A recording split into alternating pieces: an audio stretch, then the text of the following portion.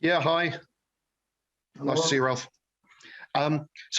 I guess the obvious place to start is where everybody's focus is at the moment. And what's the current situation for you and your squad with regard to the current COVID situation? Could you update us? Yes, as you know, we had last week the last training session in on Thursday. On that day, we had 8 field players and 3 goalkeepers. And then we closed down the training ground for 4 days in order to stop and to break the chain. And today was the third day of training this week. We started on Tuesday, then we trained yesterday and today. And today we had 25 field players.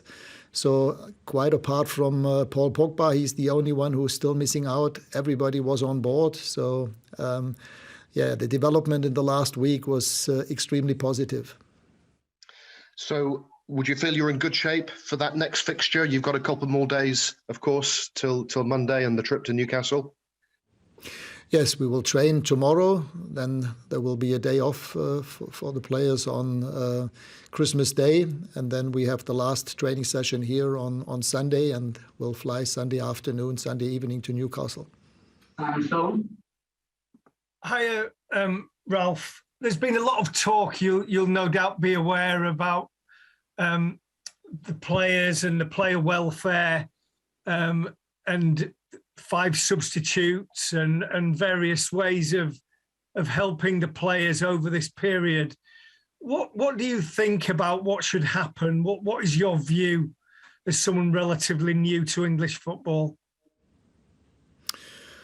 Well, as far as I remember, the 4 substitutes were implemented, or it was decided that every team could substitute 5 players when COVID started last 2 years ago or 1.5 years ago.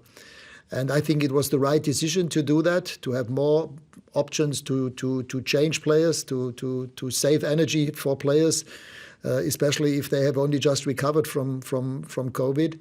And the same is true right now. So we have let's put it that way, a similar situation to the one that we had 1.5 years ago.